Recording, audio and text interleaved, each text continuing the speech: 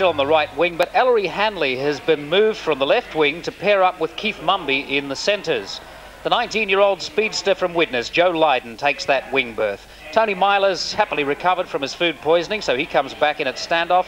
At half-back, Neil Holding has been played out of his position by excellent form of Andy Gregory against Northern Districts and Central Districts. The pack's exactly the same as for the first test.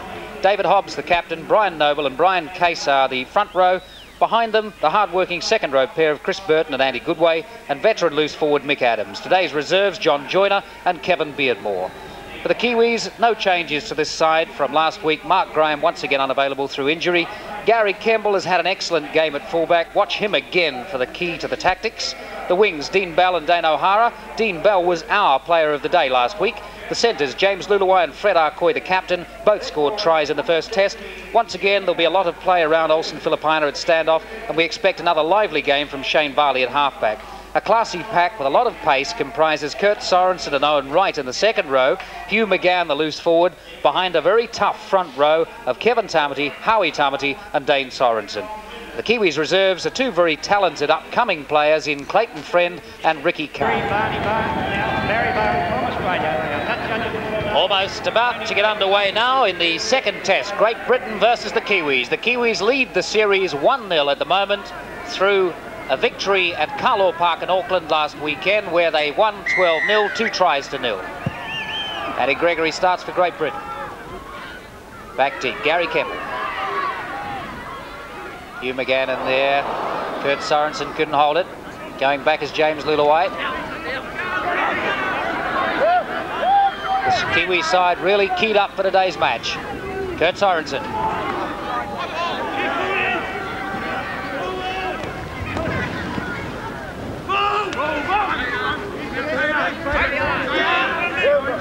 A lot of talking, a lot of chatter, a lot of it nervous. Campbell.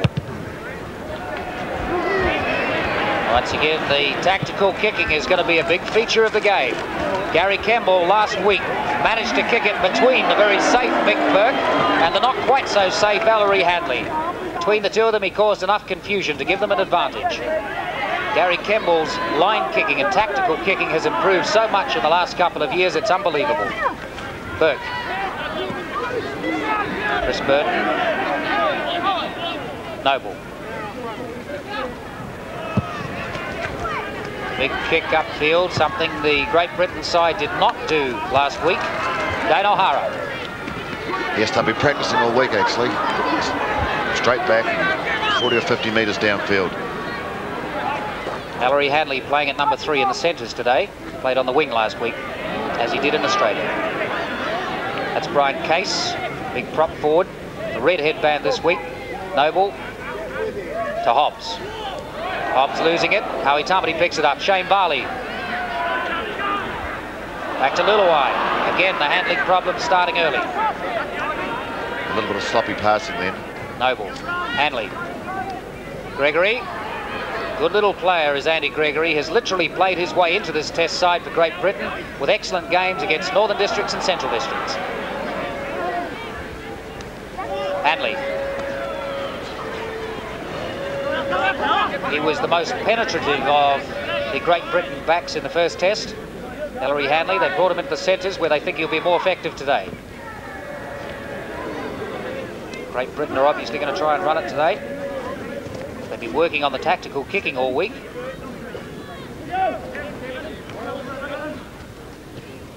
Goodway, player of the series in Australia. Noble. And the kick up. A little bit of confusion there under that ball. Dean Bell couldn't take it. It's gone out. This is a similar start to last week's game. Great Britain were on attack the first 10 minutes last week and they couldn't get through, but they started off in a similar vein this week. They've got the pressure on and they're holding the ball. Kiwi ball. Varley has it.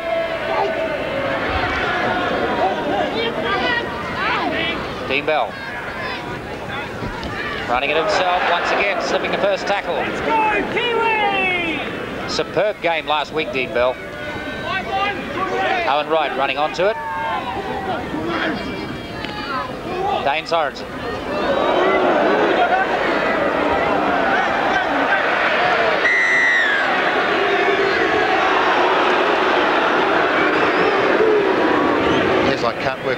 goes out.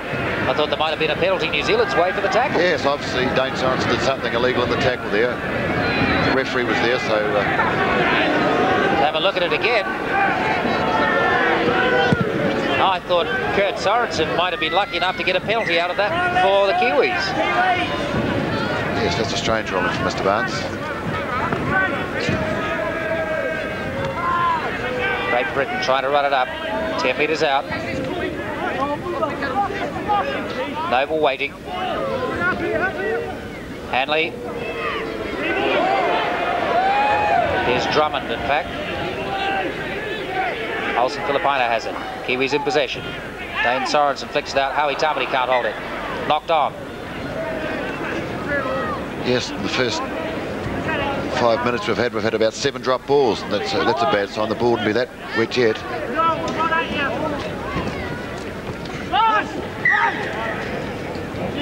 Very quick and nippy around the scrums was Andy Gregory. Yes, he left, when they left England, he was the #1, but he got put out by Holding, but he's since retained his place. 22-year-old from Widnes, Andy Gregory. He's likened by many commentators to the great Tommy Bishop. He's played 5 tests. This is his 6th.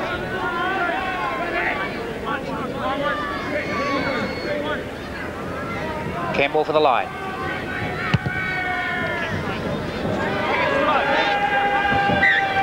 Fairly conservative, but it got there. Shane Barley. This is the famed wall movement they've got. They've been training at this move all week, so we'll just see how they can come through it. See how well it works in the wet. The ball goes right back. Well, it had some of the people fooled for some of the time. Olsen Filipina. Again, bumping off that first tackle. They'll have to assign 2 men to him today. Dane Sorensen.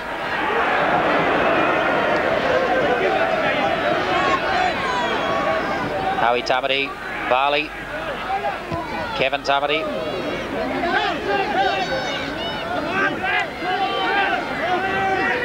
Great Britain defence has been pretty good so far. Owen Wright.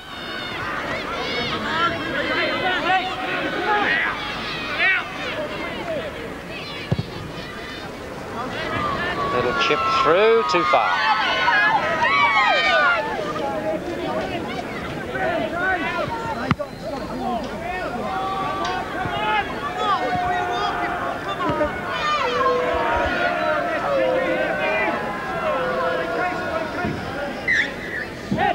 Nine minutes gone in this second test, no score.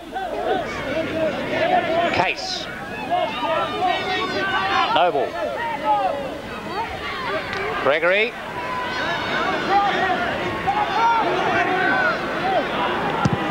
Kick from David Hobbs. Campbell's back there and safe. Running it back up.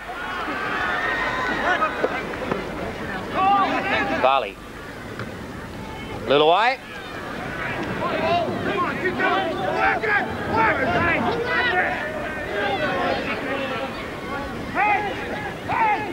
Sorensen.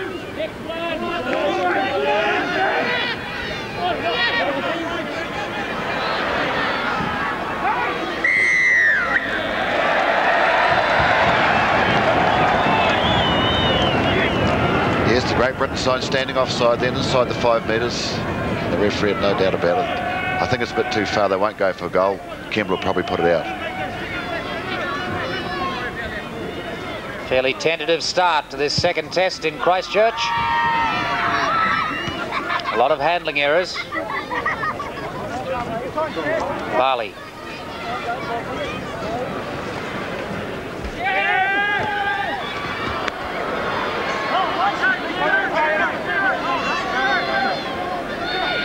Kiwis right up on attack now. Barley. Oh, slipping through the first one, caught in the second.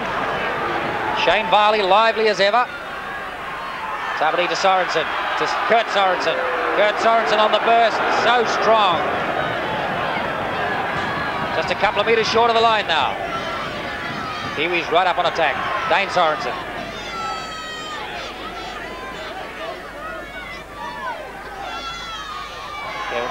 Howie Tamati whipped it back to Kevin Tamati, going wide this time. Shane Varley with a little kick.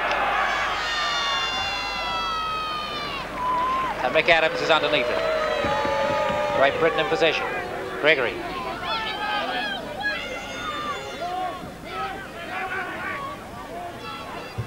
Trying to run it out now from right on their own line, Great Britain. Once again, they started very hard and fast in the first 10 minutes, but it didn't take the Kiwis long to get their measure. It's an inspired Kiwi side out there at the moment. Burke.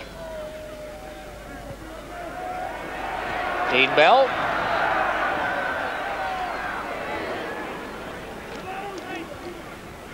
Varley. Campbell. Campbell up on the line again, breaking a gap. Nicely outside of his James Lillaway. Will they catch him? Lillaway right under the posts. Good try. Early blood for the Kiwis. And James Lillaway scores his 4th try in as many tests.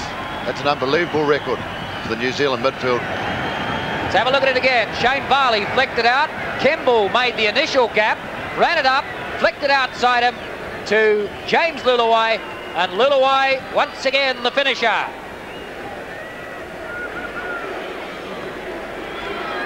Twelve and a half minutes gone. The Kiwis lead 4-0. Yes, it's really the first time New Zealand's had the ball in an attacking opportunity, and they just showed what skills they've got. This 4-6. Good Slater. Olsen Filipina makes it 6-0. The Kiwis leading. Just under 15 minutes gone. Having a look at it again from the end-on replay, Gary Campbell it was that made the initial break and set it up. Lillaway through the gap, as always, in the right place at the right time and straight underneath the posts. How many times have we said it of James Lillaway, that he is in the right place at the right time? His positional play is just superb. Oh, magnificent. The way he put himself between the two Great Britain players, they had no chance in the world of catching him.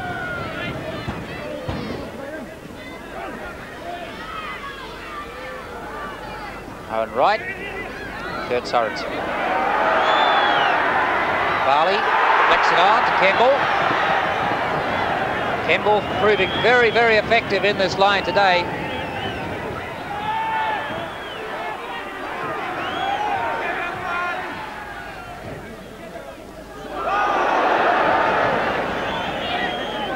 Crowd right behind this Kiwi side when they're attacking. Dane Sorensen.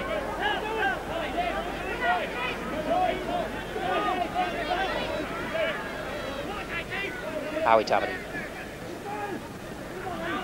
Olsen Filipina. Once again, bumps off the first tackler. Caught on the second. Little chip through from Owen Wright.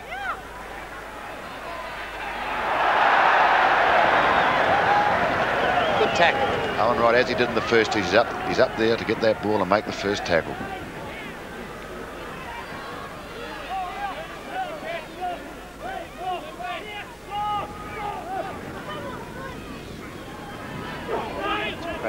Trying to run it up again, but really sticking to the same tactics, or starting to revert to the same tactics of running it up the middle. Perhaps they still think it's their most effective way. McAdams. Out wider, bad pass. Yes, there's no great penetration around the play of the balls, or even out 1 and 2 wide. They're running quite aimlessly, just hoping someone makes a gap. Keith Mumby trying to run onto that ball, but it was well short of him.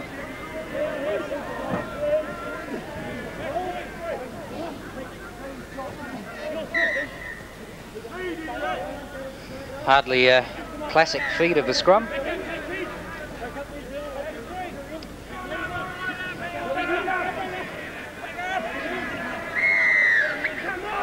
Shane Varley said last week that he tried initially to feed the scrum very fairly, but when he saw that Neil Holding, the Great Britain halfback, was getting away with illegal feeds, he started to do the same, and the scrums evened up toward the end of the match. Initially, Great Britain had a good lead in scrums.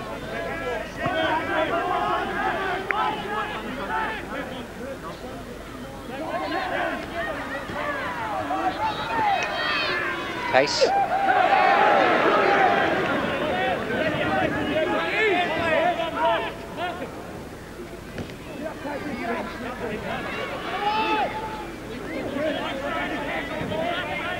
Kiwi tackling still pretty sure.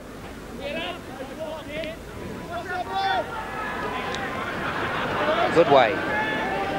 Looking for space to move. Right out wide to Mumby. He's crunched.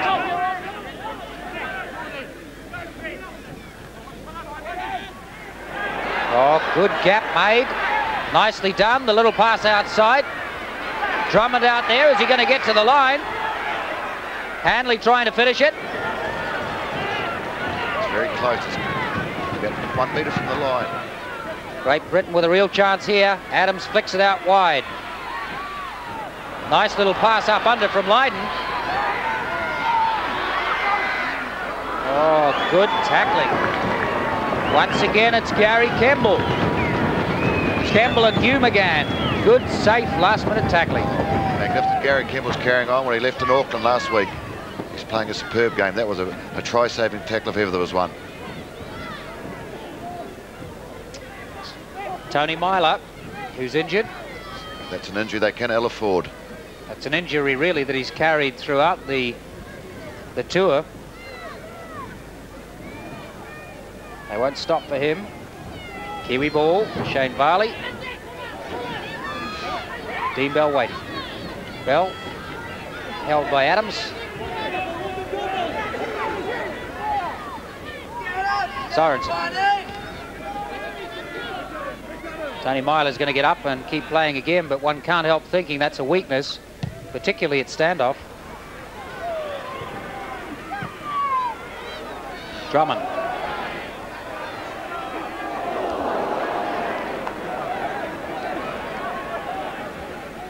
Dane O'Hara assisted by Fred Arcoy in the tackle.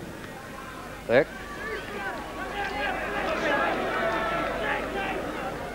They're not getting any room to move at all, Great Britain. Certainly they have looked more enterprising in this match than they had last week. Close to scoring on a couple of occasions now. It's better back play, picked up by Dean Bell.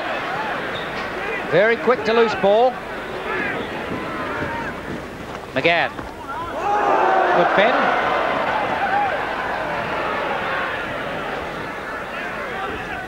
Sorensen. Kiwis working their way back up again. After that pressure from Great Britain, it's taken them very little time. Oh, nicely held, Kurt Sorensen. Beautifully done. And flicked outside to Dane O'Hara. Can't make the line, but Kurt Sorensen showing his ball skills again. Beautifully held in the tackle. Sorensen took that ball off Kevin Tamity then. It could have been anyone's ball, but he contested, he took it.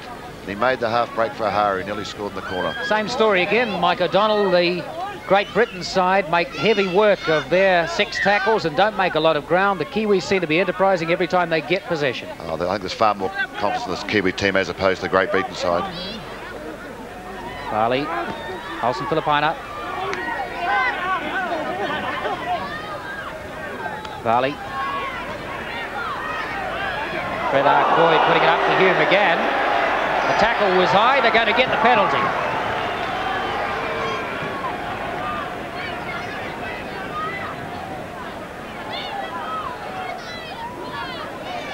Let's have a look again at the tackle on Hugh McGann. There's Arcoy, flicks it up to McGann, and the tackle, no question about that. That's a coat hanger.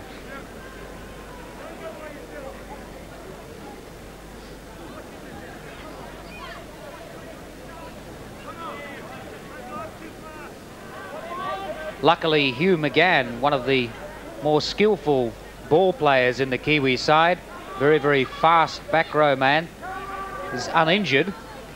I'm sure he'll have been shaken up, but no question it was illegal. And a chance now for Olsen Filipina to put further points on the board. Another nail in the coffin of Great Britain. A silly tackle gave the Kiwis a penalty. New Zealand leading Great Britain 8-0 with 15 minutes gone in the first half. Yes, New Zealand are showing far more commitment in the Great Britain side, especially on defence. There's 2 and 3 in a tackle, and the Great Britain people are going backwards. But when New Zealand players have the ball, they're taking 2 or 3 forward. There's not that same commitment there. Kiwis making yardage every time. Bali. Bell.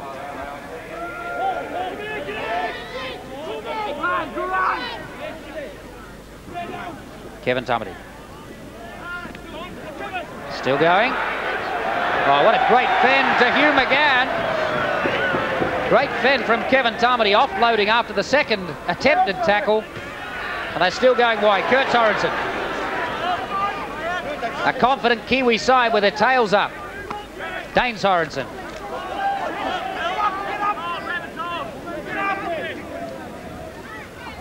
Varley. Olsen Philippine a little double round and through the middle. Hugh McGann's up there. Looking all the way like a try for the Kiwis. Varley, the kick. Philippina's up there. Good tackle. Another superb kick from Varley. Just put it far enough. Well, they had to take it back, and it's another drop out under the post.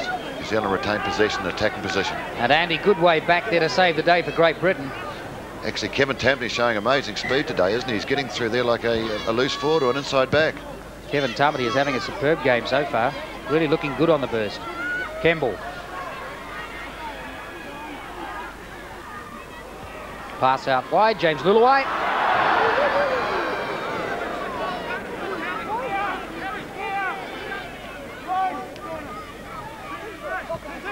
Dane Sorensen.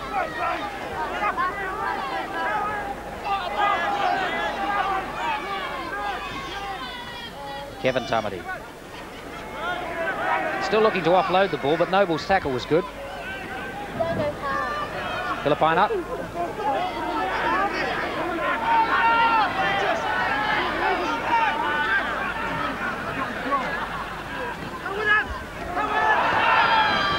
Hugh McGann playing a big part in this game, as is Owen Wright.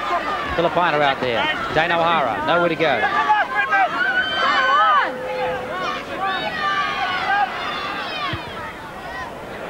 Good kick. Oh, once again, pressure for Great Britain. Same tactics as the first test. When they get up that close, put them under pressure. Mick Burke is very safe, but 1 or 2 of the other Great Britain backs are not quite as safe under that high ball. Yes, that was a good kick from Mark Coy. He just put it right on the spot. But the Great Britain time, they never put any pressure on him as he made the kick. He had all the time in the world. Kemble. Brilliant cut, Kemble.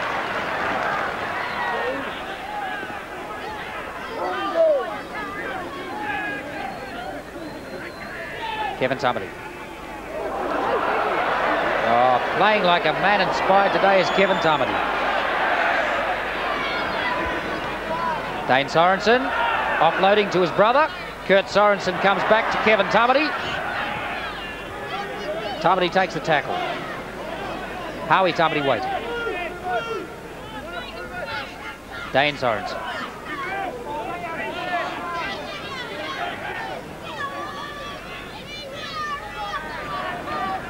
Barley putting it out wide. Olsen Philippina. Hugh McGann. Owen Wright. The combination between Hugh McGann and Owen Wright has been superb today. We'll explain in a minute why it is so good. Fred Arcoy outside to Olsen Philippina, who gets the pass back. Kurt Sorensen still live. Dane Sorensen with a kick. Good tactics. And Dean Bell up there to pressure them again. Joe Lydon saves it for Great Britain. The referees ruled the bell was offside. It's a penalty to Great Britain to relieve a little bit of pressure. 3 metres from their goal line. But every one of these New Zealand players have put the ball in the air, Tony. They got amazing accuracy with the ball. Dane Sorensen. That was a good kick. Dean Bell wasn't that far offside, but he was offside and adjudged so by the referee. Lydon there for Great Britain to save it. The reason why Hugh McGann and Owen Wright combine so well is that they play together for Otahuhu in Auckland. They also play in New Zealand Maoris and Auckland together. They are a superb combination.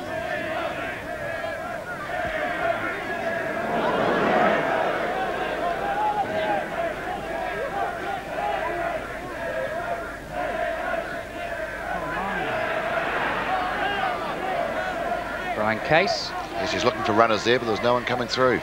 Seems to be really the story of this Great Britain tour, is that the individual brilliance of one or two players is not supported by the rest of the team. Howie Tamati tidies up for the Kiwis. New Zealand in possession. James Luluai. It's proving tricky as ever.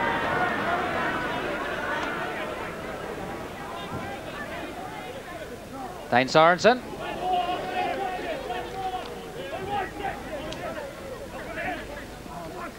Filipina. And they've assigned 2 men to him today, sometimes 3. Kevin Tamati and Kurt Sorensen on the burst. Nicely up to Shane Varley. Varley back to Fred Arcoy. Arcoy with a little chip through. He was shepherded. No, the referee was right on the spot there. He wasn't under that opinion. I think Arcoy might have played a little bit there. It was a fair ruling. Let's have a look at it again. It certainly looked as though Fred Arcoy was shepherded as he went through. The chip through. And Drummond and Hanley appeared to interfere with him, but the referee was on the spot. He's the judge.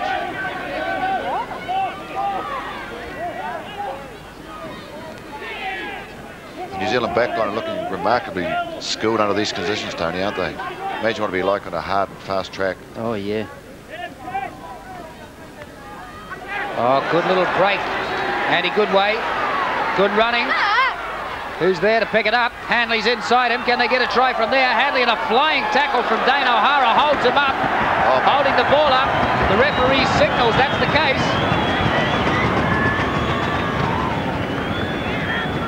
Magnificent tackle from O'Hara. Well, you've seen try-saving tackles before. There's one right out of the book from Dane O'Hara. That was a certain try to Hanley. He's one of the strongest men in this Great Britain side, and O'Hara kept the ball off the ground. Superb tackle. Little White. But it does show this Great Britain side, they have the individual stars to come through and make breaks and score tries. Filipina.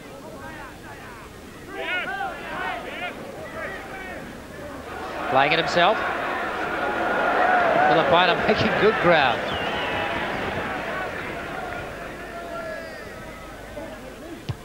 Campbell. Once again between Burke and the winger. In this case it's Joe Lydon. Burke running it up. Good tackle, Dean Bell. Bell again.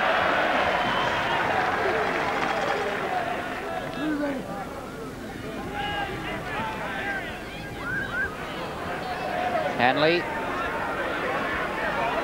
Case can't hold it. Didn't go forward though. Owen Wright the tackle.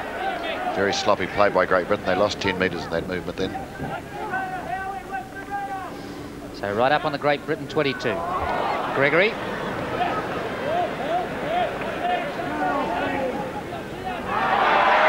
That was not A little bit unnecessary on Howie Tamati. Totally unnecessary. Straight. But he's penalised Tamati. So the referee's obviously seen it a different way.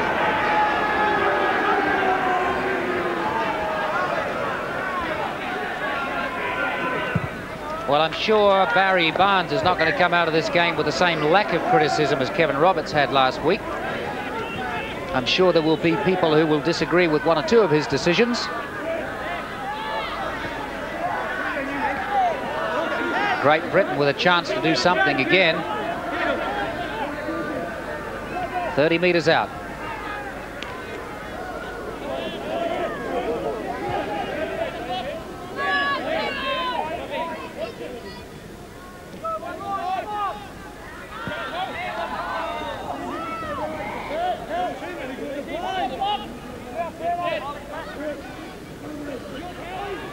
Better running from Great Britain, far more commitment.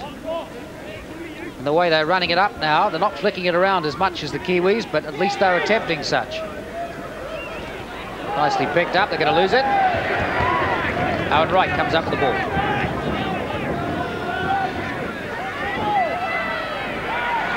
They're running Dean Bell, given a couple of inches to move. Dean Bell is pretty dangerous, slips 2 tackles, caught in the third.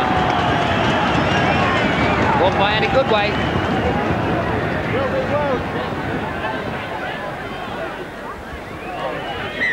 Akoi, forward.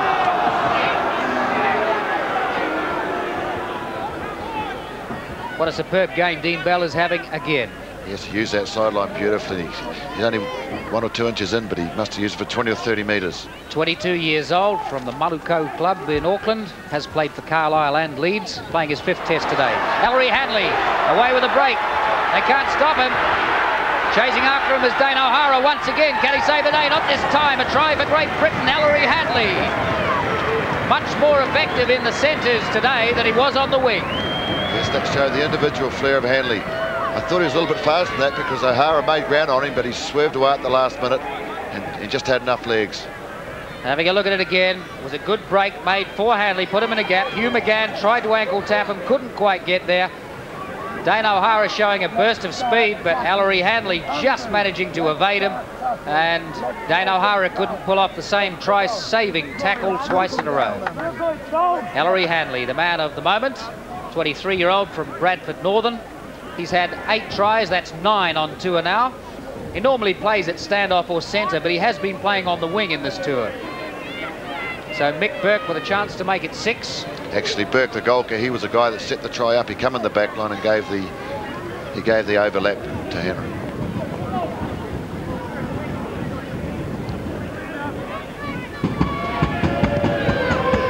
And Burke is there.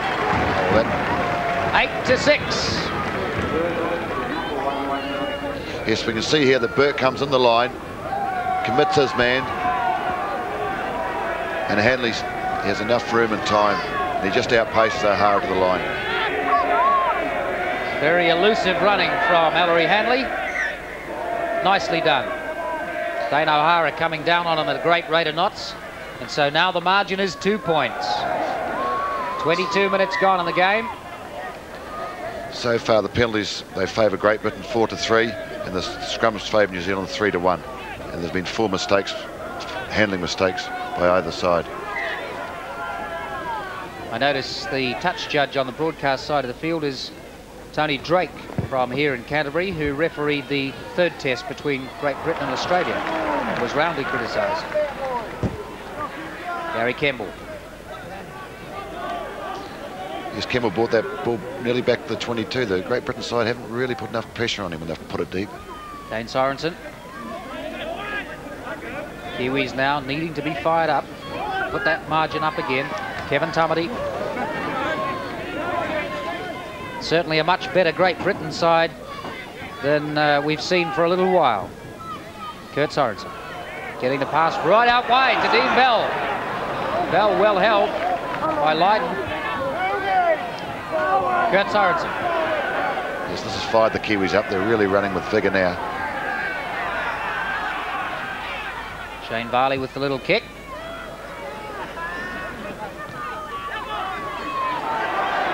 Silaway has the ball, flicks it up. The referee says come back.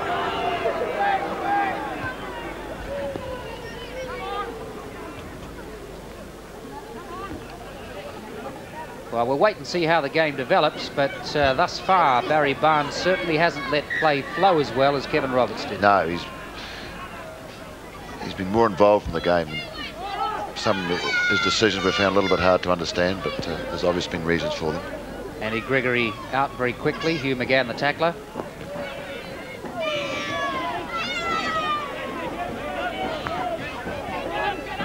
Great Britain inside their 22, trying to run it out. That's the 22 line. Case.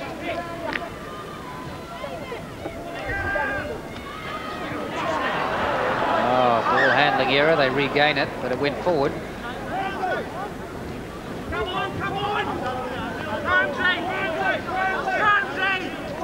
Tony Myler still limping. Great Britain standoff, number 6. Yes, he doesn't look at all well at all. I don't think he'll last much longer on the field. I see him signaling to the sideline before. They have John Joyner as the back replacement who can play anywhere in the back line. It's understood that Myler's been playing most of his games with some form of injection in his knee. Painkillers before and cortisone afterwards, I gather. Yes. Filipino. Haven't seen a great deal of Filipino today. They've wrapped him up well. Akoi. Varley. Hugh McGann.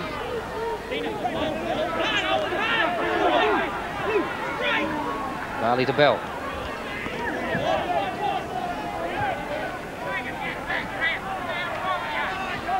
Dane Sorensen.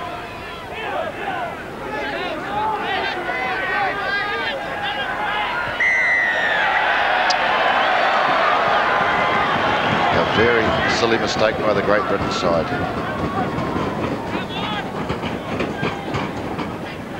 About 10 or 15 metres to the left of the upright, and a reasonably easy chance for Filipana. Certainly it is well within Olsen Filipana's kicking range. Even with a wet ball like today, he can land them from further away than that. So a chance now to make that gap 4 instead of 2.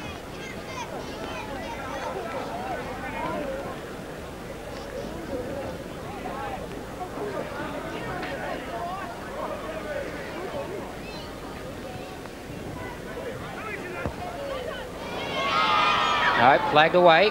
So the gap is still 2 points. 7 minutes remaining in the first half.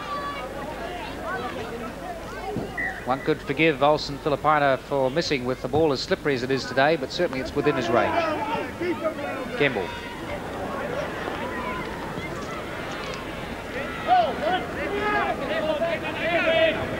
Tamati. Sorensen. Tamati. Owen Wright. Tamati. Barley.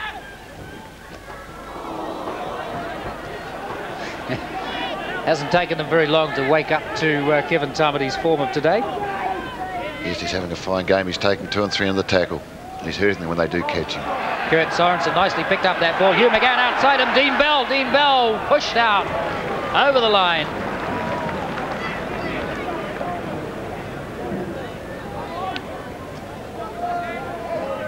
Kurt Sorensen's playing out wide a lot today, and he's being very effective when he comes in.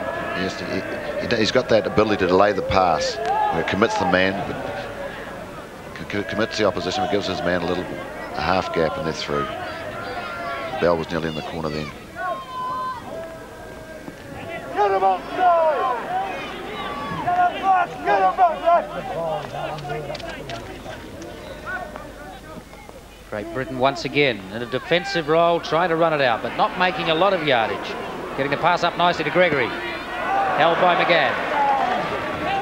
Get it down near the end, John! Get it down near the end! Kick through. Held by Dean Bell beautifully. Ineffectual kick. Kevin Tamati waiting. Wide again, Fred Arcoy. Who's he got outside him? Fred Arcoy almost through a gap.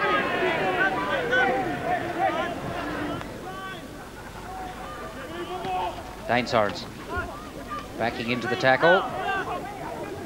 Right up now inside, Great Britain's 22. Barley. Barley trying to nip inside himself. He's such a tiny man, it amazes me that he can continue to play at this level of football. Kurt Sorensen. Dean Bell looking to get the pass away. No one there. Holds the ball. Last tackle. The kick going up this time. Arcoy. And Hugh McGann comes up with it. Fred Arcoy will finish. Nice try. Once again, it's the centres. James Luluai and Fred Arcoy scoring the tries for the Kiwis. 12 points to 6 with a chance to make it 14 to 6. And still 4 minutes play remaining in the first half. Yes, that's the first time in the 2 matches. Here we go, the ball from Howie Tamati. Arcoy puts it high in the air. It's a beautiful bomb. I thought that kick was going to be short. Hugh McGann, as ever, in the right place at the right time, flicks it up to Fred Arcoy. All he had to do was run a couple of paces and put it over the line. Yes, that little bit of height, those two 6'3", 6'4" guys, New Zealand's second row. They contested that ball and they got it down our side, in New Zealand's side.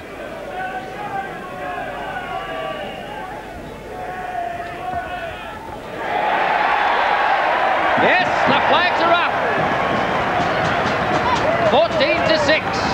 with a couple of minutes remaining in the first half. New Zealand leading Great Britain. Look at it again. The bomb from Fred Arcoy. It looked like it might have been short. Mick Adams running up to get underneath it. Normally very safe. Flicked back by Owen Wright to Hugh McGann. McGann flicks it up to Fred Arcoy, and Arcoy with a couple of metres to go to get over the line. And once again, the combination between Owen Wright and Hugh McGann proving its worth. Just a little tap back. Yes, as soon as that ball is up in the air, those two are up there. With their added height, they've got an advantage over the Great Britain side. They're both 6'3". Wright's 15 stone, McGann is 14 stone, but because they play together in club football, provincial football, inter-districts football and New Zealand Māoris, their combination together is superb. Kevin Tamati bustling his way up.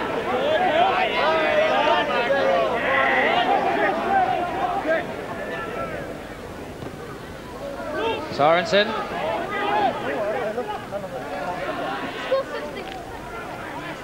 Filipina.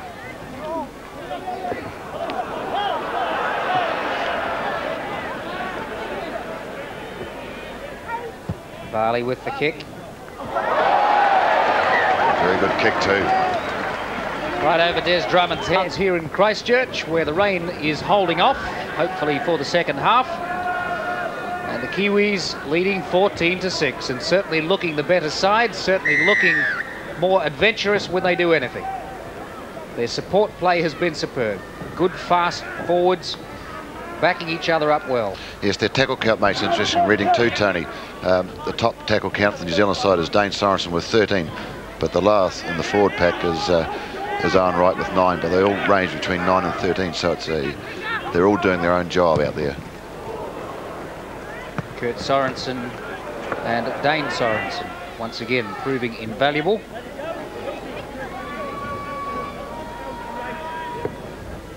Barley. Filipina. New jerseys after half-time, but they won't stay clean for long. Kevin Tamati.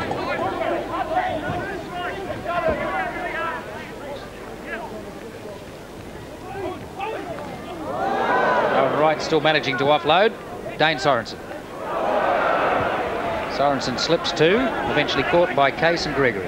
Yes, Dane Sorensen have another strong game today, Tony, isn't he? Carrying on from last week. Excellent game. Barley.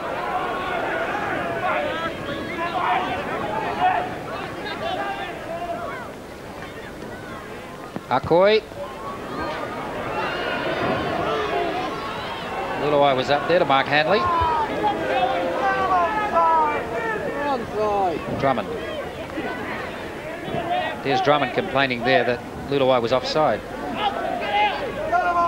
Didn't get any joy from the referee. Chris Burton. Burton and Goodway, the second rowers for Great Britain.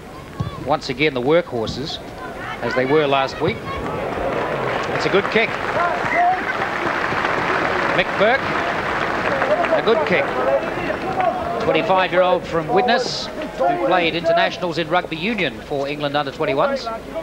1 try and 19 goals so far on the tour. He's actually been offered a contract to go and play gridiron in the United States as a kicker only. Not surprising, since he holds points records. Goals 140 and points 316. That was back in 1979-80.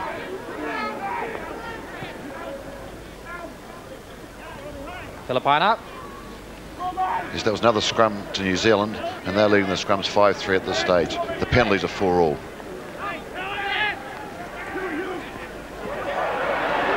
Owen Wright flicking it back to Kurt Sorensen. Howie Tamati waiting. Nicely offloaded by Kevin Tamati. Hugh McGann getting it forced back in the tackle. Owen Wright. Kurt Sorensen. Dane O'Hara going back inside. Well held by Hanley. Great Britain tacklers aren't stopping that ball. Dane Sorensen. Howie Tamati stepping into position to play dummy half. Kevin Tamati. Oh, nicely offloaded.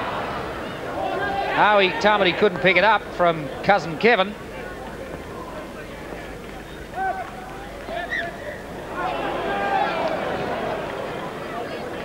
a bad mistake there, a knock-on obviously, or something similar. I didn't quite catch what it was, but it was a bad mistake. It was only the first tackle on Great Britain.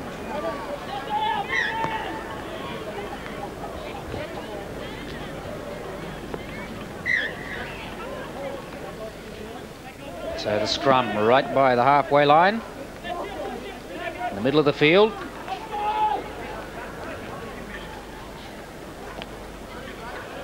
Filipina trying a little move there for Gary Kemble to come in. Filipina. Once again, 3 tacklers. Tamati. Sorensen. A barging run. Has the highest tackle count in the first half, does Dane Sorensen. Kurt Sorensen. Wide pass. Kevin Tamati. Tamati offloading. Fred Arcoy. Arcoy. Filipina in there. Hugh McGann. And outside him is Luluai. And Dean Bell to finish it. Magnificent try for these conditions. What a superb try on any ground, let alone a wet and soggy one like this, to take New Zealand to 18-6. Dean Bell with some reward now for the amazing amount of toil he put in the first half. Fred Arcoy set it up. Olsen Filipina managing to get the pass back. Hugh McGann outside him. Then it goes to Luluai. Luluai sees Dean Bell ranging up there. Bell takes the pass and over the line. Right in the corner. But it all started from the Great Britain side. They make the tackle, but they're not stopping the ball. Well, the young Manukau centre playing on the wing today, Dean Bell, a man of the future in New Zealand Rugby League, certainly has toiled so hard on that wing and protected his sideline so well. That is some small reward for him.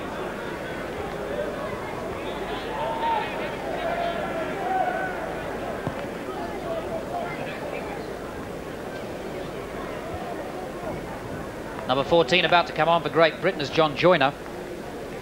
Kick from Olsen Filipina. Just sneaking below the bar, a little to the left. Let's have another look at how this try was set up. Kurt Sorensen with that big long pass. Kevin Tamati. Tamati puts it back. Again, another long pass. Fred Arcoy found a little gap, stepped inside Gregory. Filipina managed to get it up as he was going down. Luluai to Dean Bell.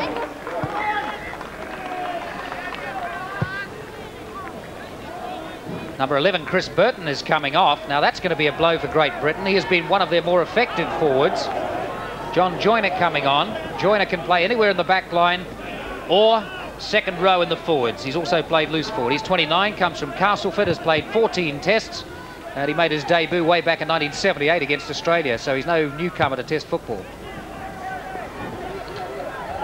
Big deep kick back. Drummond to Hanley. Owen Wright puts Hanley on the ground.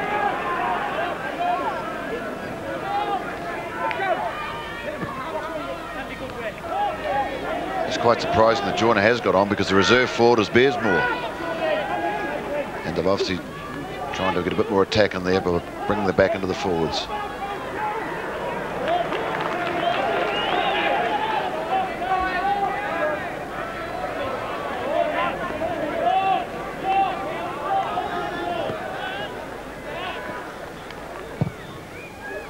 Big deep kick. Nicely taken, Dane O'Hara. One of the features of the Kiwis' play both last week and this week is the well-taken balls from kicks. Gary Kemble, Dane O'Hara, Dean Bell have all been superb. Kurt Sorensen with a bustling run. Tamati to Dane Sorensen. Dane Sorensen again assigned the role of taking the ball up, and he's doing it well. Kevin Tamati.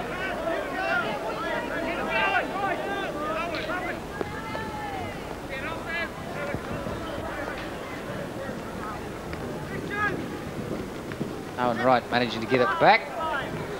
Ball still live. No. The referee obviously called a held and tackle to be the ball to be played, but that's why he's penalising New Zealand man playing after the called Certainly held. looked as though he was held. Yes, it did too.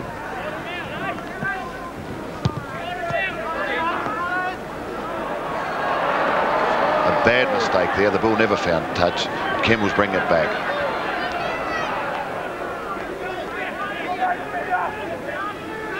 Bell.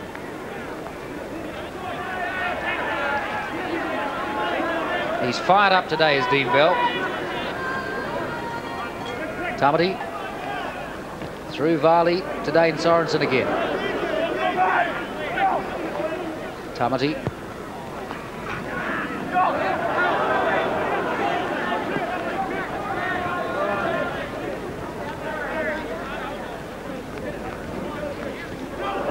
Filipina busting 3 tackles and still getting the pass up. They couldn't hold it. Loose ball. Filipina dives on it.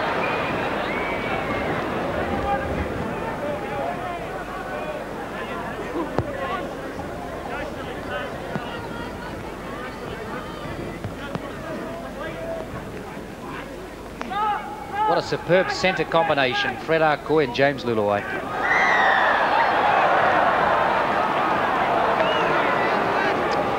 Olsen Filipina up there very quick for...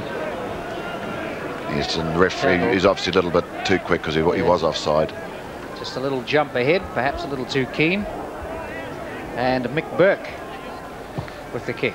But at 18 points to 6, Tony, it's going to be very hard for Great Britain to come back under these conditions and the way the New Zealand side's playing. Frank Myler, British coach, and the uncle of standoff Tony Myler, doing a lot of talking when they're on this side of the paddock. Good way.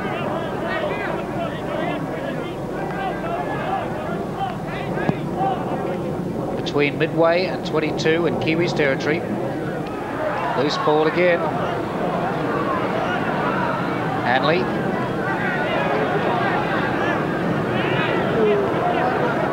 Hanley hasn't been involved so much today as he was in Auckland or in the Australian Test either.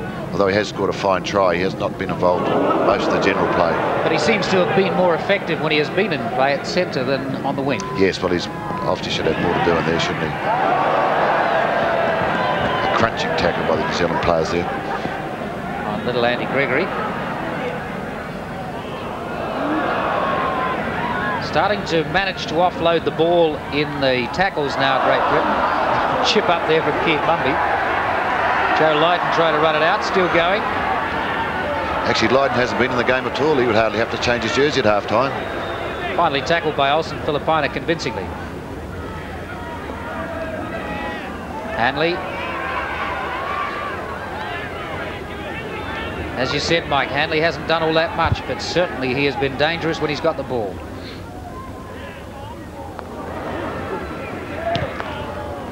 Being allowed to get the kick away. Campbell under it safely again.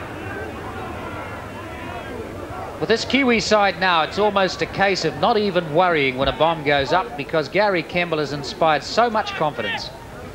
He's had good cover from Dean Bell and Dane O'Hara, but he really does inspire confidence in the back line. He's been so safe back there.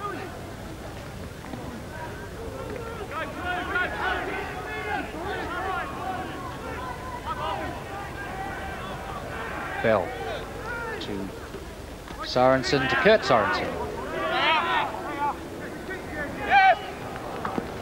Campbell with a kick.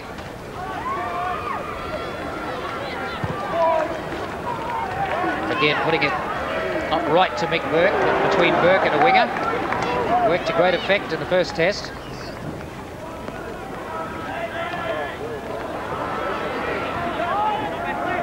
Dane Sorensen, the tackler.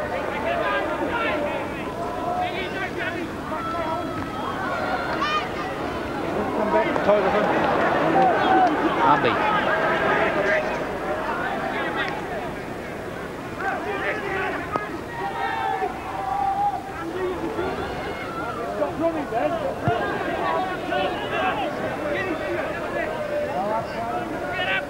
Great Britain once again in the Kiwi half. Ball going loose, picked up by Varley. Kiwis in possession again. Now let's have a look at the comparison with what the Kiwis will do with 6 tackles and what Great Britain have done in terms of yardage. Dean Bell. It's the first one.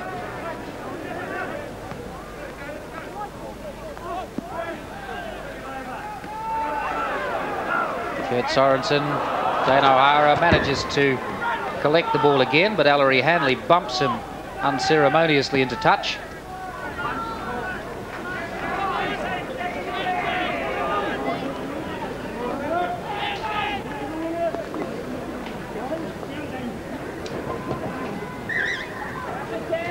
Yes, New Zealand look well on the way to their first home series win over Great Britain since 1962.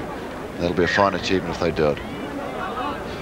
12 minutes gone in the second half, New Zealand leading 18-6.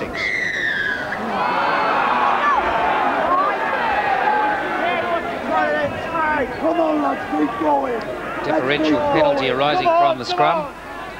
Burke will kick for the line.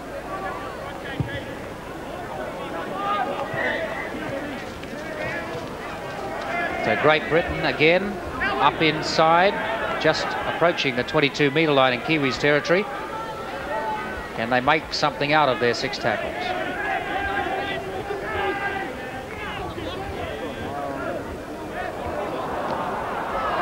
Play on, says the referee. Looked like it went forward.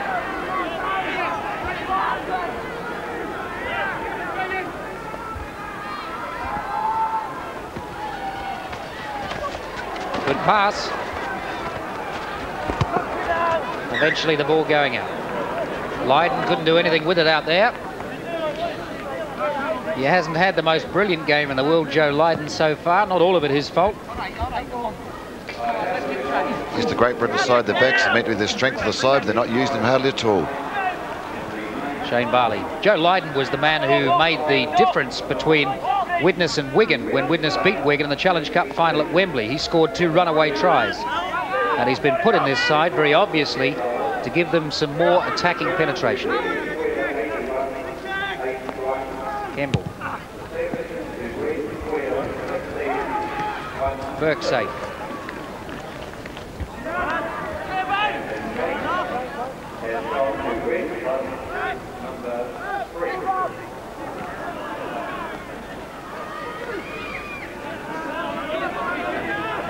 Dane Sorensen still keeping his tackle count very high, as are all the Kiwi forwards. They haven't really been found lacking at all, Kiwis in their defence.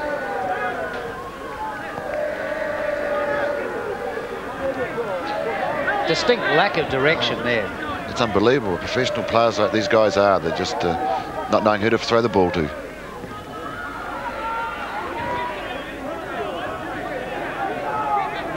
Ellery Hanley. Hanley starting to limp. Hugh McGann underneath the high ball well. Keeps possession for the Kiwis. Bell.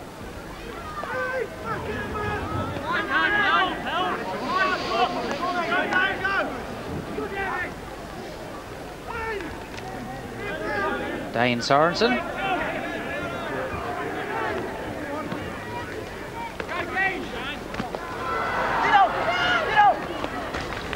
Dean Bell in the game again. This Kiwi side has just gone off the boil slightly. Ali keeping going. Hugh McGann in a gap nicely outside him. Fred Arcoy. Luluai was ranging up outside Arcoy. Right down to the other side now. Right. Gary Campbell comes streaking up inside him. Yes, that's the first turnover I think we've had on the match. New Zealand had played their 6 tackles and therefore they had to give it over to the opposing side.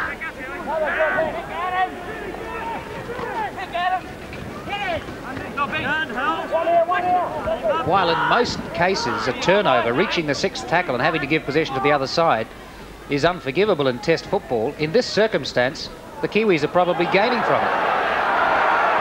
Olsen Filipina. Filipina still going. Trying to get that pass away.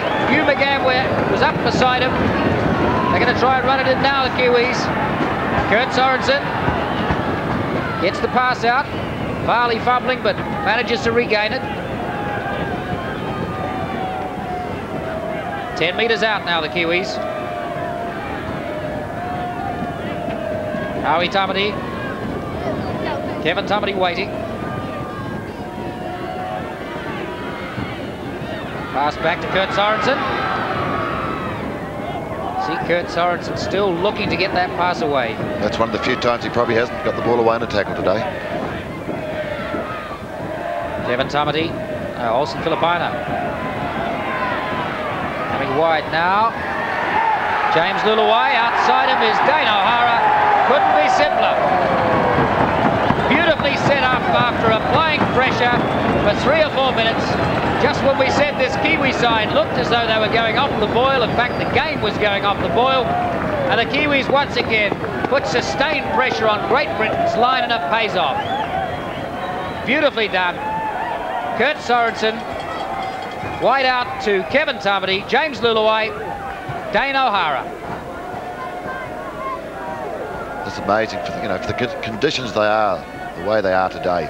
Both wings have scored tries and both centres. And the ball's come out wide. They know how to apply pressure in the middle and thus make it a little thinner on the outsides and then flick the ball wide and take advantage of it. Yes, the Great Britain side really haven't even tried to get the ball out wide, and they don't look like they've got the ability to do that, actually. Well, Dane O'Hara really didn't have a memorable first test in the first half anyway. The smile on his face tells all. Yes, he's been far more involved today, Tony, than he was last week, and I'm sure he feels a lot better.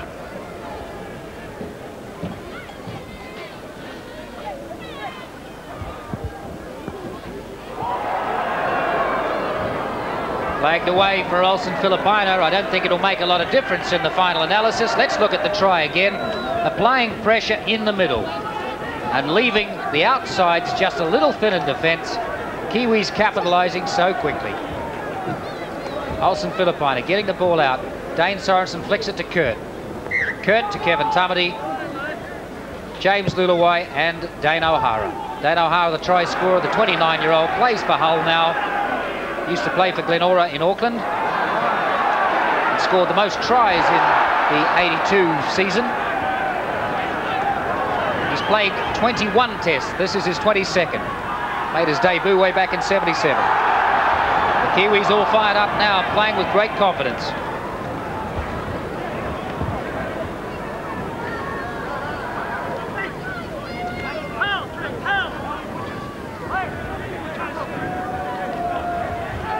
Andy Gregory, I think, is injured, the Great Britain halfback. Either his ankle or his knee. Arcoy. Oh, lovely pass from Arcoy. Beautifully done to Olsen Filipino. Hugh McGann up there. What a superb pass. The class written all over that pass was magnificent. Campbell managing to get the kick in before the tackle. Burke not entirely sure what to do, thinking it was going to roll over the line. He's been tackled in touch. Fred Arcoy showed great skills when he popped that ball up. He was committed in the tackle and Filipino came bursting through onto it.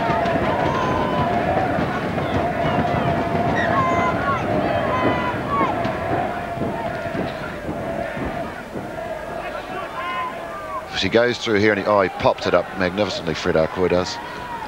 Filipino in the gap and finished from there very nicely.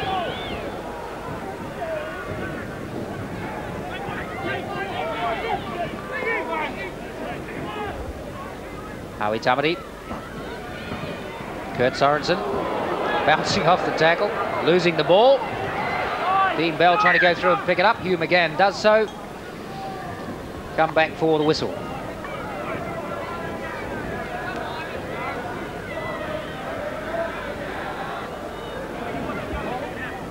$22 points to 6.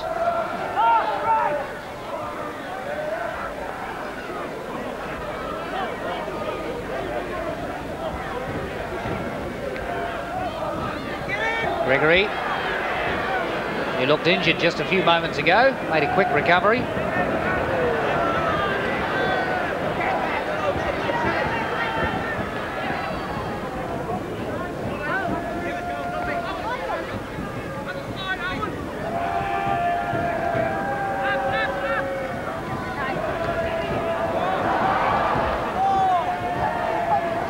once again, really a lack of direction in this Great Britain side. Even when they have a chance to set something up, they really don't know what to do. They're not handling the conditions well at all.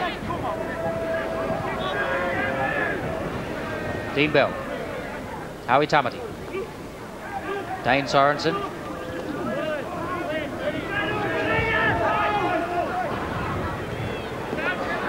Kevin Tamati. Good pass up, picked up by Kurt Sorensen. Well, we've spoken a lot about the combinations in this side. The combination between Owen Wright and Hugh McGann is one that's well known. But one of the combinations that has really worked in this side is that between Kevin Tamati today and Kurt Sorensen. Oh yes, the front two have been magnificent, and I think they're probably the reason why we're scoring our tries out wide. They're committing the Great Britain players in the middle of the field. They're taking 2 and 3 into a tackle, bruising, uncompromising stuff, and they've really played well, both of them. Going out wide this time, Great Britain, but not making a lot of headway. Lydon coming back in.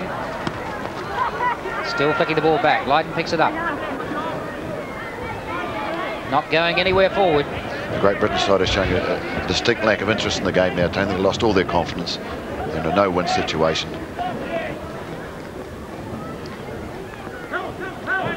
Brian Noble, it is the Great Britain captain, I think, who has gone off. 15 on there is Kevin Beardmore from Castleford, the 23-year-old, who's a hooker, the number 2 choice hooker. And Brian Noble, number 9, the Great Britain captain, has gone off. We're not sure what the injury is.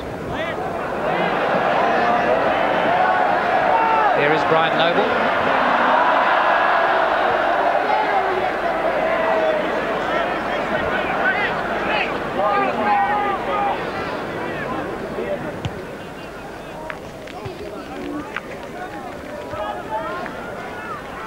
Kemble once again to tidy up, running it back in.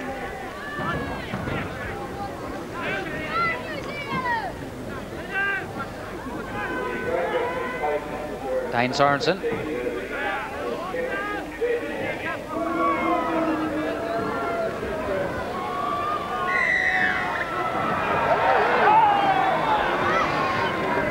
Not back 5 metres. Yes, Great Britain side offside again.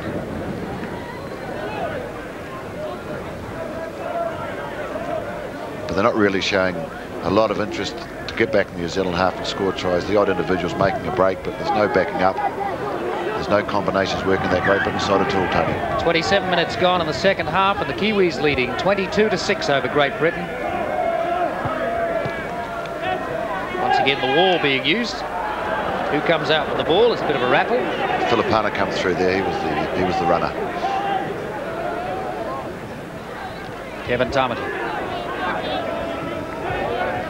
It's the notable combinations today. The centres, James Luluai and Fred Arcoy. The props, Kevin Tamati and Dane Sorensen. And Hugh McGann and Owen Wright.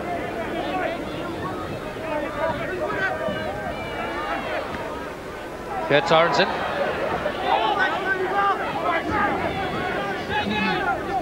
Tamati waiting. Shane Barley changing it. Hugh McGann. Held, but gets the tackle away. Dean Bell. Dean Bell.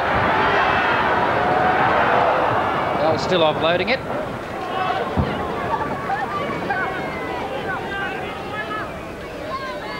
So the turnover. Great Britain to run it out from inside their own 22.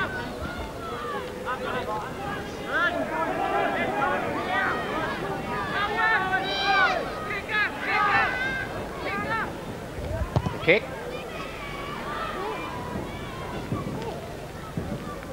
Dane O'Hara.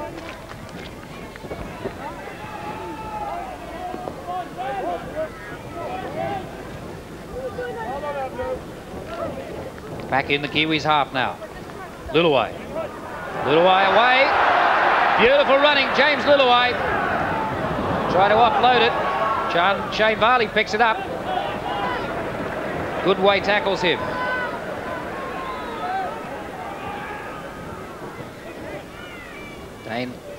Kevin Tamati it was, looked like Dane Sorensen.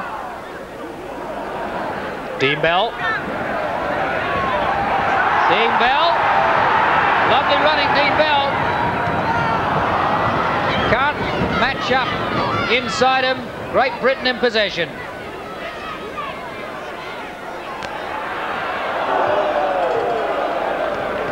Good tackle on Drummond. Every time Dean Bell gets the ball, he's making ground. He's a very aggressive and strong runner. Kevin Tumley was the tackler on that occasion. Stopped, there's Drummond dead.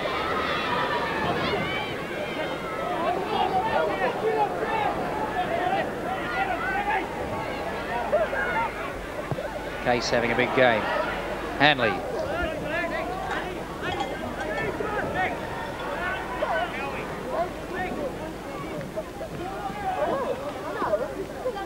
On right up there trying to get the intercept. Moore running it round, the replacement. This is Burke. Good tackle from Fred Arcoy. They're giving them no room to move at all. Burke tackled by Kurt Sorensen and Dean Bell. Lydon. Little chip through. Kemble's up there, safe as ever. Juggling it, but still comes down with the ball. Adams up on him very quick. Again. Kevin Tumley.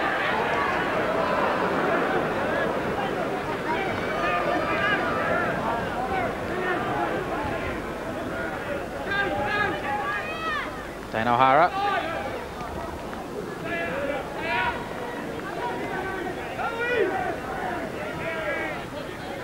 Kemble the kicker. Burke.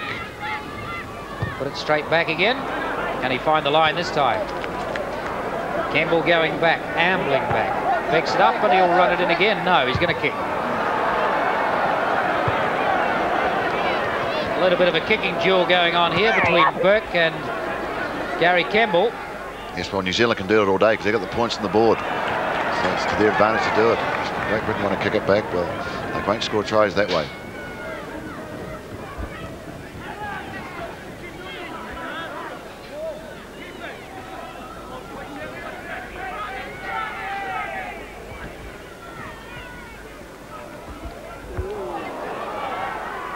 Good tackle from Filipina. Here's Drummond.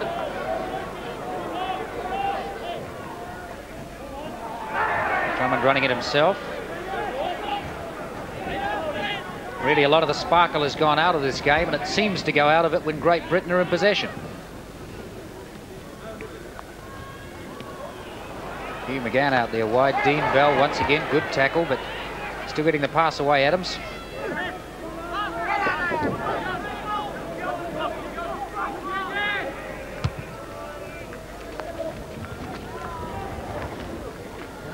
Kemble.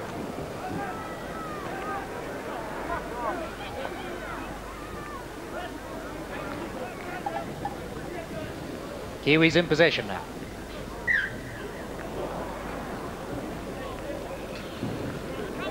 Just Lillaway knocked the ball and is just picking it up from that play the ball. So Great Britain feed on the 22.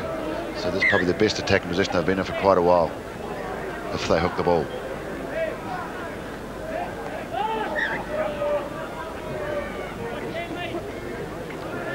The Kiwis leading Great Britain 22 points to 6. Great Britain on attack, one of the few times in the match. Burke. Burke offloading it. Well, a fairly simple try. Shane Varley came round and tackled Burke. It's David Hobbs, is it? No, Tony Myler, who scored the try for Great Britain. Tony Myler nursing an injured knee. Let's have a look at it again. Came back round the other way. That's Burke. Shane Varley tackled him, but didn't wrap him up well enough. Myler running off him. Try to Great Britain.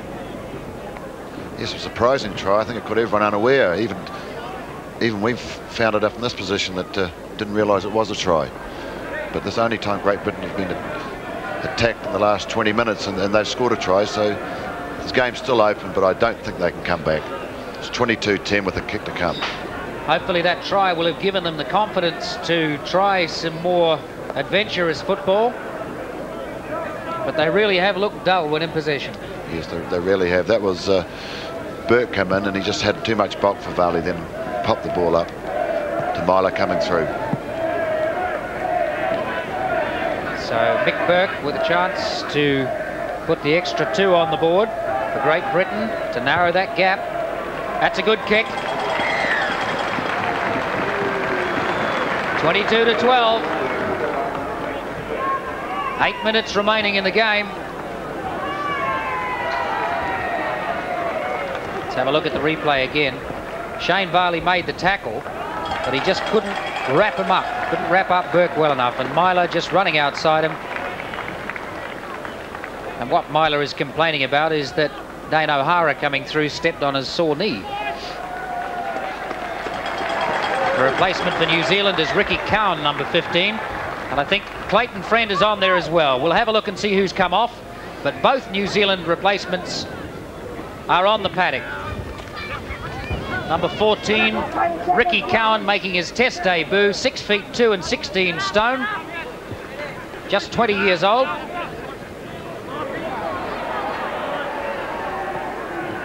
Yes, it looks like Howie Tamati has gone off, and that's who Cowan's replaced. And Clayton Friend, there's Howie Tamati and Shane Varley, the 2 men who've come off. Both have toiled very well in this match. Both are still sitting there expectantly. Little away.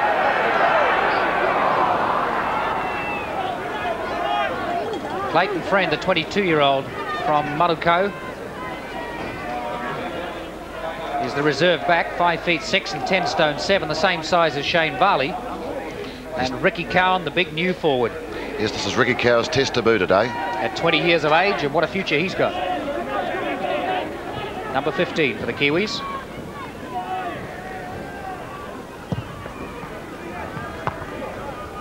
Deep kick from Burke over O'Hara's head. Come on. O'Hara's going to run it back up.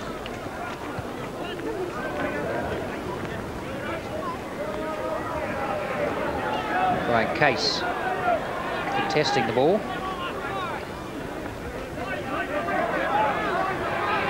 Cowan waiting. Tamati, Sorensen, McGann. Cowan running onto it. A fresh player losing the ball in the tackle. Perhaps a case of first test nerves for Ricky Cowan. He had a superb trial that really played him into the reserve berth for this Kiwi side. Must have a big future. 6 feet 2 and 16 stone as a prop, and very, very fast.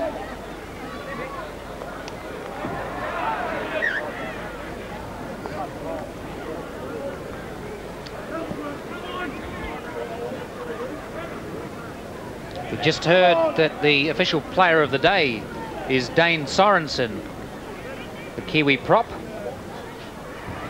Yes, that's a good choice, but it must have been pretty close between him and Kevin Tamati on today's performance. Be hard to pick. Filipina. Standing there with so much time. Takes a lot of putting down. Kurt Sorensen puts it up to James Luluwai. Luluwai back to Sorensen.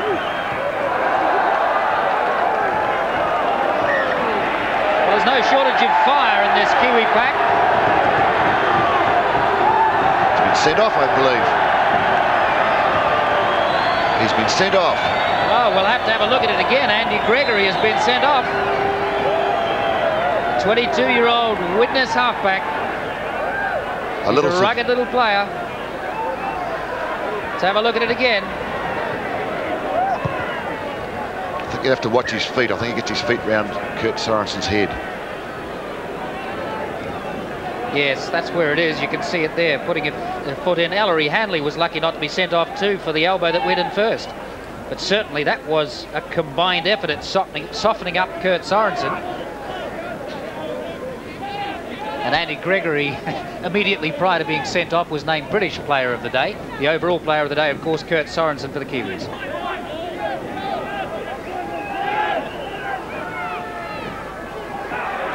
Better running from the Kiwi side. Kevin Tamati, nice pass in front. Oh, beautiful try. Beautiful try. Dane O'Hara going right around out of the post to finish it. What a superb pass. That all started with that set on the replay coming up, but watch the pass from Kevin Tamati. Have a a look at this again. What a lovely pass. Clayton Friend flicks it out. Owen Wright in the line. This is Kevin Tamati. Have a look at this pass in front of Ellery Handley to Luluai. Luluai safe. Saw O'Hara outside him. O'Hara only had to run for the line unmarked, and he went right round between the posts to dot it down and make it easier for Olsen Filipina to convert. The try made by Kevin Tamati's pass. And already half of the crowd starting to leave with a couple of minutes remaining on the board. 28-12. The Kiwis really trouncing Great Britain considering the conditions. Look at it again. Kevin Tamati's pass in front of Handley's. What made it? Luluai flicks it up to Dane O'Hara. O'Hara goes round onto the post to finish. Yes. Good try. Superb team effort from New Zealand, Tony. They've been superior backs and forwards. Just a class above this English players, aren't they? Definitely in a superior class today. The English players have not handled the conditions well.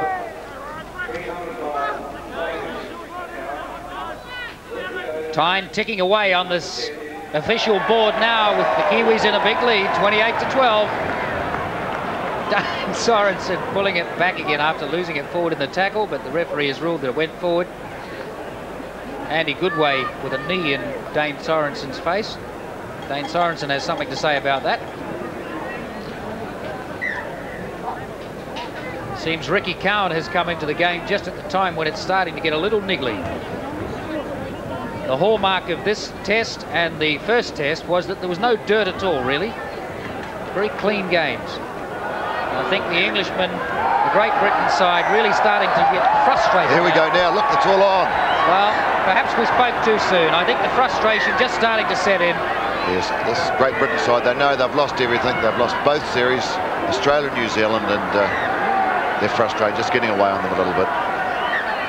Hugh McGann playing the peacemaker role, but I think that both Sorensens have had just cause to retaliate in the last 10 minutes or so.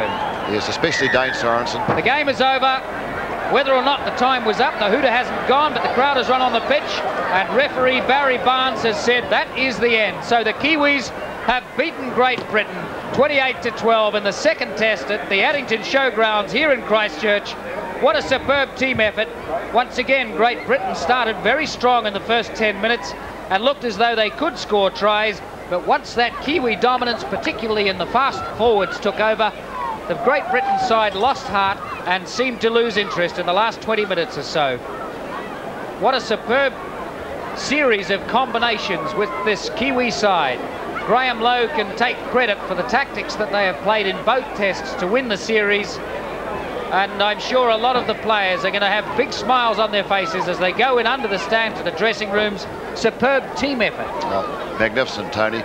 The ball skills of our forwards have to be seen to be believed, and we've seen them here today. And with the wet ball, they've kept it up, they've run onto it, and when they've got the people in, the Great Britain forwards and inside backs, and then our wider backs have just had so much room to move, and they've played brilliant football in these conditions. What they've done on a dry day would have been 30 or 40 points difference, I'm sure. I think one of the outstanding features is everybody has spoken of Mark Graham, who is normally the test captain. And he is the only person that Graham Lowe, the coach, says is a test certainty for selection. And many people thought that without his leadership, that this Kiwi side would be slightly deficient. I think they have proved all the critics wrong. Fred Arcoy has been a good captain. The forwards have played superbly well. And what an outstanding second row combination we have, or the back three really, in terms of ball skills, in terms of speed, and in terms of combination together. The try that was set up when a high ball put up by Fred Arcoy early in the match, and Owen Wright was up there very quickly to tap it back for Hugh McGann in basketball style, and Fred Arcoy up to finish it. He had started the move. Well, that is the series for the Kiwis. They have won 2 of the 3 test series. The third one next week at Carlaw Park now becomes a formality, which I'm sure the Kiwis will want to win for their own pride anyway. The Kiwis have beaten Great Britain at the Addington Showgrounds in Christchurch by 28-12, thus wrapping up the series. And what a superb match. I'm sure we'll have some more comments in just a moment from Peter Williams and Colin O'Neill. Tony Palmer and Mike O'Donnell, our commentators at the showgrounds in Christchurch. Well, Colin, a great day really for New Zealand Rugby League, but quite a controversial finish there. What do you think was going on in the referee's mind? Well, I think the referee decided that the game was over, things were getting a bit niggly, there was no chance of Britain recovering, and decided to call it quits with a minute to go. I think it's a shame. I think they should play the time, but however, he is the sole judge of time. That's right.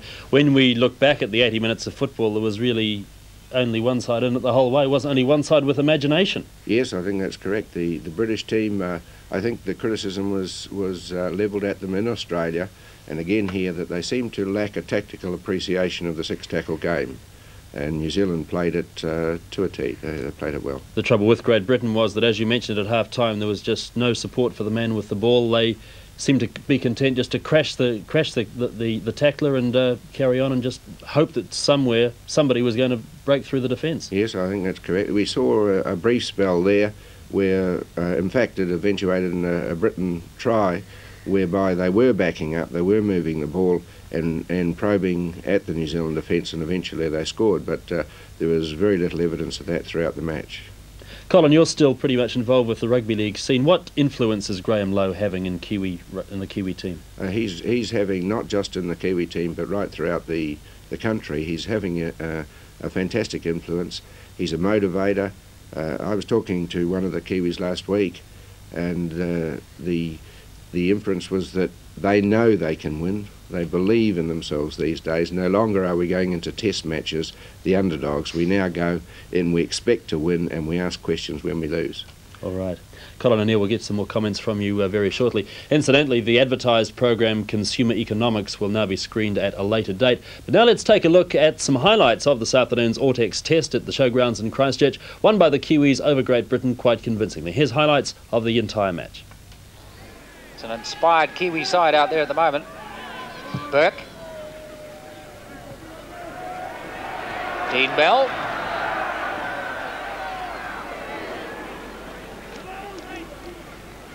Varley. Campbell. Campbell up on the line again, breaking a gap. Nicely outside of his James Luluai. Will they catch him? Luluai right under the posts. Good try. Early blood for the Kiwis. What a superb game Dean Bell is having again. Yes, he used that sideline beautifully. He's only 1 or 2 inches in, but he must have used it for 20 or 30 metres. 22 years old, from the Maluko club in Auckland, has played for Carlisle and Leeds, playing his 5th test today. Ellery Hanley, away with a break. They can't stop him. Chasing after him is Dane O'Hara once again. Can he save the day? Not this time. A try for Great Britain, Ellery Hanley. Much more effective in the centres today than he was on the wing. Yes, that showed the individual flair of Hanley. I thought he was a little bit faster than that because O'Hara made ground on him, but he swerved away at the last minute and he just had enough legs. Having a look at it again, it was a good break made for Hanley, put him in a gap. Hugh McGann tried to ankle tap him, couldn't quite get there. Dane O'Hara showing a burst of speed, but Ellery Hanley just managing to evade him. This tackle. The kick going up this time. Arcoy. And Hugh McGann comes up with it. Fred Arcoy will finish. Nice try. Once again, it's the centres. James Luluai and Fred Arcoy scoring the tries for the Kiwis. 12 points to 6 with a chance to make it 14 to 6. And still 4 minutes play remaining in the first half. Tamati. Sorensen. A barging run. Has the highest tackle count in the first half, does Dane Sorensen. Kurt Sorensen. Wide pass. Kevin Tamati. Tamati offloading. Fred Arcoy. Arcoy. Filipina in there. Hugh McGann. And outside him is Luluai. And Dean Bell to finish it. Magnificent try for these conditions. What a superb try on any ground, let alone a wet and soggy one like this, to take New Zealand to 18 to 6. Dean Bell with some reward now for the amazing amount of toil he put in the first half. Fred Arcoy set it up. Olsen Filipina managing to get the pass back. Hugh McGann outside him. Then it goes to Luluai. Luluai sees Dean Bell ranging up there. Bell takes the pass and over the line. 10 metres out now, the Kiwis. Howie Tamati. Kevin Tamati waiting. Pass back to Kurt Sorensen. See Kurt Sorensen still looking to get that pass away. That's one of the few times he probably hasn't got the ball away in a tackle today. Kevin Tamati. Olsen Filipina. Coming wide now. James Luluwai. Outside him is Dane O'Hara. Couldn't be simpler. Beautifully set up after applying pressure for 3 or 4 minutes. Just when we said this Kiwi side looked as though they were going off the boil. In fact, the game was going off the boil. And the Kiwis once again put sustained pressure on Great Britain's line, and it pays off. Beautifully done. Kurt Sorensen, wide out to Kevin Tamati, James Luluwai, Dane O'Hara.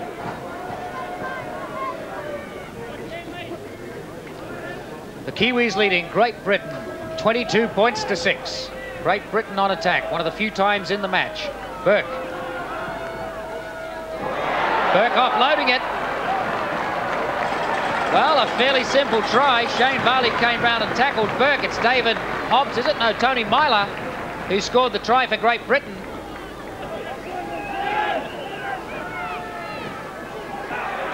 Better running from the Kiwi side. Kevin Tamati, nice pass in front. Oh, beautiful try. Beautiful try. Dane O'Hara going right around out of the post to finish it. What a superb pass. That all started with that set on the replay coming up, but watching the pass from Kevin Tamati. Have a look at this again. What a lovely pass. Clayton Friend flicks it out. Owen Wright in the line. This is Kevin Tamati. Have a look at this pass in front of Ellery Handley to Luluwai. Luluwai safe. Saw O'Hara outside him. O'Hara only had to run for the line unmarked, and he went right round between the posts to dot it down and make it easier for Olsen Filipina to convert. And our coverage from the Addington Showgrounds this afternoon here on Television New Zealand has been brought to you in association with Ortex. And now back to the ground and Tony Palmer after New Zealand's historic victory this afternoon. Another excellent match from the Kiwis, no question at all who was the dominant side, and the Kiwis wrapping up that test series. One of the talking points before this series started was how much they would miss the captaincy of Mark Graham, who of course has been out with injury. They had hoped to have him here for the second test, but Mike O'Donnell, I don't think it's made a great deal of difference. Well, it really hasn't. As a playing wise, Hugh McGann's come in, he's slotted him brilliantly in that loose forward position. Owen Wright in the second row. As a playing wise, it hasn't made any difference at all. And I think Fred Arcoy must be very proud of the way he's had these guys going and the dedication they've given him and Graham Lowe. Yes, I think a word of praise is in order for Fred Arcoy, named as the captain and named as the second choice captain when Mark Graham was unavailable. He certainly hasn't put a foot wrong. No, and his own play has been magnificent. His kicking of the balls around the post when he puts in the air, always a gap, and there's always men up there. Some of the things we can talk about in this series so far, which of course has been won now by the Kiwis, the third test becomes a formality. Perhaps the Great Britain's players came here at the back line with bigger reputations than the Kiwis, and a lot of them were established stars when they came here. Well, they haven't really eventuated. No, it really hasn't. It makes you wonder really what the strength of Australian rugby league is. Well, they're a test side anyway, because the Great Britain side, they got beaten, but they weren't beaten as well or as convincingly as what New Zealand have beaten them here today. I noticed that when the team came here, there was a lot of comment about the older, more experienced players being unavailable, and it was a very young side they sent here, an average age of 24 and about 20 in the backs. They looked enterprising, but they just haven't had the teamwork in combination. It looks that way too, but just looking at the game and some of the highlights we saw early on, the ball skills of our New Zealand players, especially in the forwards, they're unbelievable. And I don't think these English guys, okay, they might spend a couple of years trying to get these skills developed, but the New Zealand players seem to have got these skills off to a fine art, and I think that was the difference. The New Zealand forwards, they got rid of the ball in the tackle, and the New Zealand backs had a little bit of room, and they were brilliant. Colin O'Neill in Wellington has spoken a little about Graham Lowe and his influence on the game, not just on this test side, but on the game overall in New Zealand. Isn't it nice to have this much talent coming up through the ranks? Oh, it's unbelievable. And I think what Colin did say is quite it's a fact too, because when I played for New Zealand, when he played for a long time for New Zealand, we went out and normally we weren't really expected to win, and we probably didn't have the confidence in ourselves. But Graham Lowe has instilled confidence into his players, and they go out, they know they're going to win. If we get a hard ground at Carlaw Park next week, can you see this English side having enough spirit to come in and win a third one just to salvage some pride? They've only got Papua New Guinea after this. Well, you know, I feel very sorry for them because I know it's like to be on tour in a losing situation, but I really can't see them being, you know, beating New Zealand, whether it's a dry ground or a wet ground. I think a dry ground will suit our guys even more.